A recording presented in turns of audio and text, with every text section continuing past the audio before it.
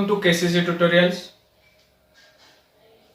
Students, today we are going to learn the topic that evidences of evolution.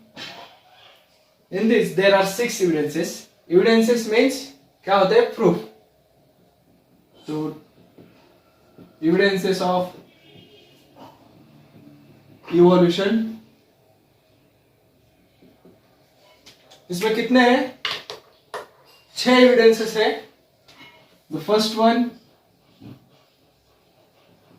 morphological.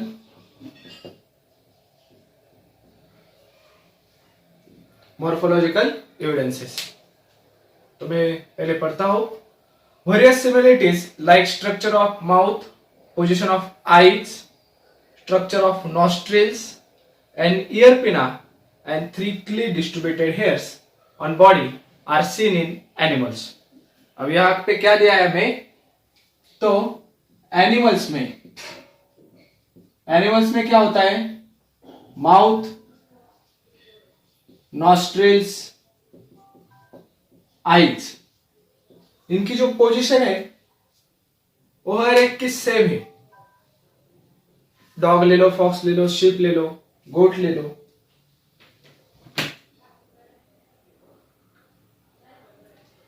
इनकी position of eyes, nostrils ये क्या है? Same.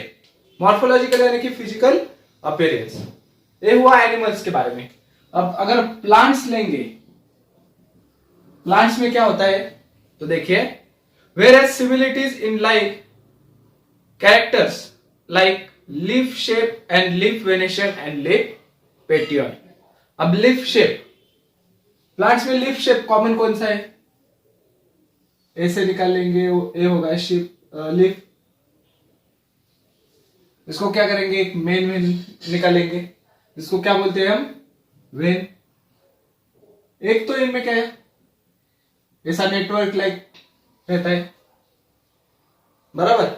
ये leaf shape है, यानी कि लगभग सभी प्लांट्स का लीफ शेप ऐसा है, बराबर. नहीं तो ग्रास वगैरह कुछ रहेगा नहीं. बनाना ट्री का लीफ रहता है ऐसा लंबा. उसमें क्या होता है? Parallel variation. ये सारी पैरेलल लाइंस रहती है ना. तो 2 टाइप के वेरिएशंस होते हैं. लिप शेप पे आता गया, उसके बाद लिप वेरिएशन, तो इसे बोलते हैं हम रेटिकुलेट वेरिएशन, और इसे कहते हैं पैरेलल वेरिएशन. अब जो पैरेलल वेरिएशन वाले हैं उन सभी प्लांट्स का ओरिजिन एक ही रहेगा, और जो रेटिकुलेट वाले हैं उन सभी प्लांट्स का ओरिजिन एक ही रहेगा. अब लीफ पेटियोल, ये हो गया leaf petiole. Occur in case of plants, ये हो गया प्लांट्स के बारे में. तो इन सब जिनका पैरेलल वेरिएशन है उन सभी प्लांट्स का ओरिजिन एक ही रहेगा. रेटिकुलेट वालों का ओरिजिन एक ही रहेगा, ऐसा इन्होंने कहा है. यानी कि क्या? कि ये सब उसी ओरिजिन से इवॉल्व हो चुके हैं. This indicate that there are some similarities in the groups. इन ग्रुप में क्या है? सिमिलरिटीज है. And hence it proves that their origin must be same and must have common ancestor. और इनका ancestor यानी कि पूर्वज क्या है? सेम है. The second one is anatomical evidences. If you carefully see these figures, what is here? Human's hand.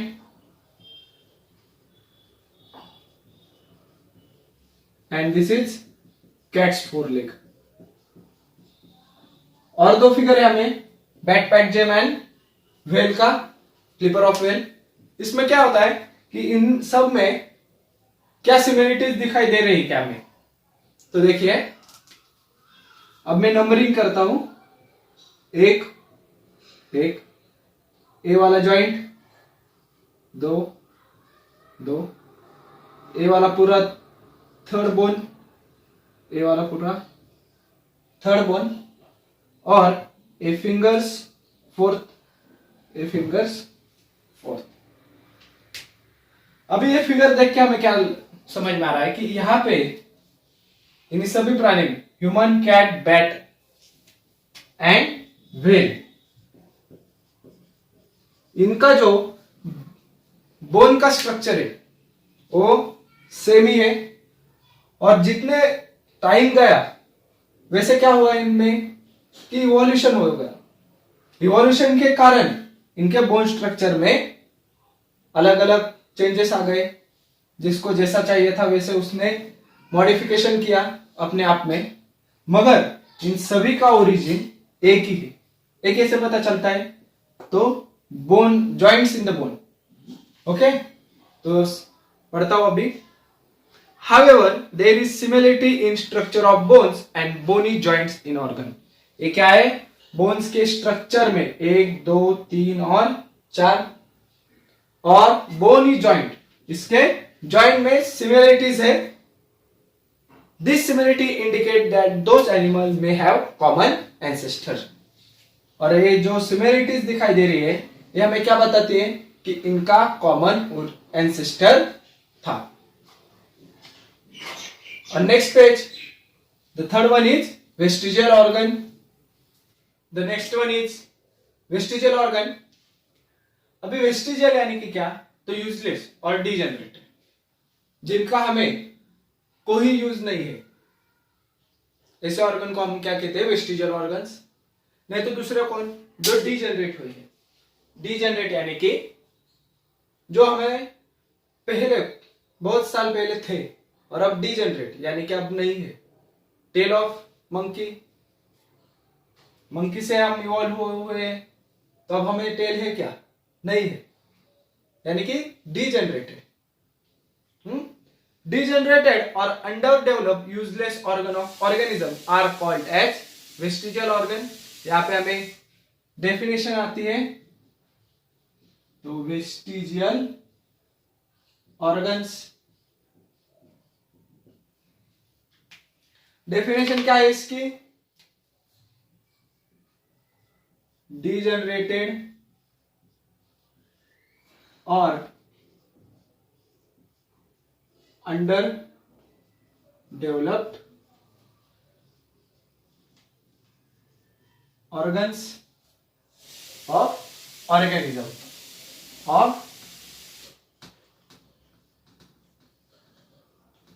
Organisms is called as vestigial organ. तो आगे, in living organism sudden development of new tissue और organ for living in changing environment is not possible. Living organism में क्या रहता है? तो environment में change हो गया तो नया ऑर्गन या नया टिश्यू जनरेशन इजी नहीं होता। तो क्या करते हैं? तो जो पहले से ऑर्गन है, नहीं तो पहले से ही जो टिश्यू है, उनमें मॉडिफिकेशन चालू करते हो, इवोल्यूशन चालू करते हो। Instead existing organs undergo gradual changes. क्या करते हैं? एग्जिस्टिंग ऑर्गन जो है वो ग्रेजुएशन करते हैं, उसमें ग्रेजुअल चेंजेस होते हैं। Mostly a specific structure in the body is useful under certain situation. However same structure under different situation may become useless or even harmful. अब एक जो हमारा ऑर्गन था वो क्या हो गया? ऑर्गन बिकम यूजलेस और हार्मफुल। बराबर? It takes thousands of years to structure to disappear. और ये स्ट्रक्चर जो होता है वो डिसअपियर होने में थाउजेंड्स ऑफ इयर्स लेते हैं। Such organ are seen in different phases of disappearance in different animal. अब इनका फेज भी अलग अलग होता है हर एक प्राणी में, कि कुछ प्राणियों में वो ऑर्गन कब का निकल चुका होगा, यानी कि डिजेनरेशन चालू हो गया, कुछ एनिमल्स में रहेगा। अभी ह्यूमंस में टेल बोन डीजनरेटेड हो के कितने साल हो गए? एप मंकी में है अब भी, फेस अलग अलग है उनकी। The next sentence is such organ do non functional in certain organism it may be function in other organism, यानी कि यूजफुल और useless to one but useful to another. Same organ रहेगा मगर वो एक में यूजलेस रहेगा तो दूसरे को वही ऑर्गन यूजफुल भी रहेगा, बराबर। अभी इसके हमें एग्जांपल्स दिए। The first example is appendix.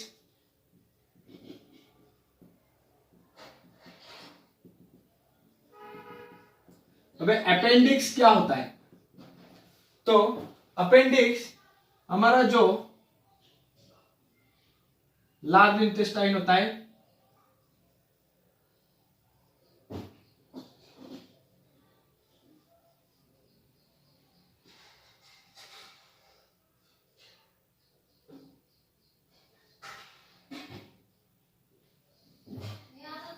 और इधर जो स्मॉल इंटेस्टाइन होता है, यहां पे ज्वाइन होता है लार्ज इंटेस्टाइन और स्मॉल इंटेस्टाइन। तो ये जो बाहरी हिस्सा होता है लार्ज इंटेस्टाइन का, इसे हम अपेंडिक्स कहते हैं। लार्ज इंटेस्टाइन का बाहरी हिस्सा, एक्स्ट्रा पार्ट, इसे क्या बोलते हैं हम? Appendix. Large intestine, small intestine, और जहां पे दोनों ज्वाइंट होते हैं वहां के एरिया को क्या बोलते हैं? बाहर आया हुआ हिस्सा, अपेंडिक्स। यहाँ पे appendix which is useless in human is useful and fully functional organ in ruminants। Useful भी है, यूजलेस भी है। यूजफुल किन में? ruminants में, और यूजलेस है ह्यूमन में। अभी हमें अपेंडिक्स का कुछ भी जरूरत नहीं है, वो वेस्टिजियल ऑर्गन है हमारा, मगर रूमिनेंट्स में अपेंडिक्स का यूज होता है। अब रूमिनेंट्स यानी कि क्या? जो रवंत करते हैं, यानी कि गाय, बैल, भैंस, ये क्या करते हैं?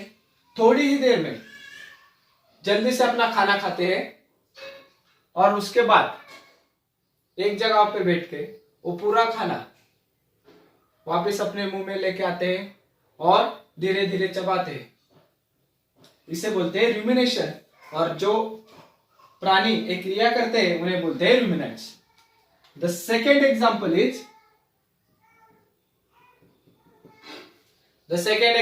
Is muscles of ear pinna. What is muscles of ear पिना?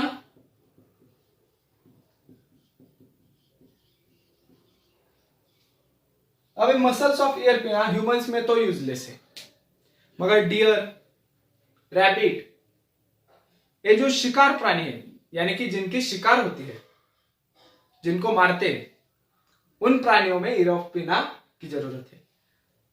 फिर ह्यूमंस को ईयर ऑफ पिना कैसे आया? तो बहुत साल पहले हम क्या थे? एपेक्स पे नहीं थे, फूड चेन के एपेक्स पे नहीं थे, तब हमारी भी शिकार होती थी। इसलिए हमें डेंजर का पता चलने के लिए ईयर ऑफ पिना था। यानी कि क्या? तो ये हियरिंग सेंसिटिविटी बढ़ जाती थी हमारी, मगर हम एपेक्स पे अभी, तो हमें कोई मारने वाला नहीं है।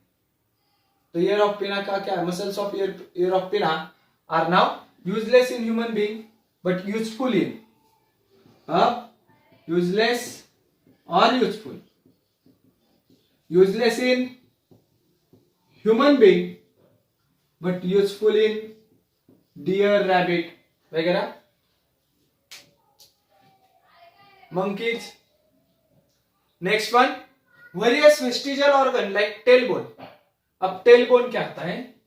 थर्ड वन क्या है? टेलबोन। जो हमारा वर्टिबल कॉलम है तो ए वर्टिबल कॉलम जहां खत्म होता है वहां पे जहां टेल चालू होती थी उस बोन को हम टेल बोन और कॉकिक्स कहते थे। उसे क्या कहते थे? टेल बोन और coccyx. The next one is wisdom teeth.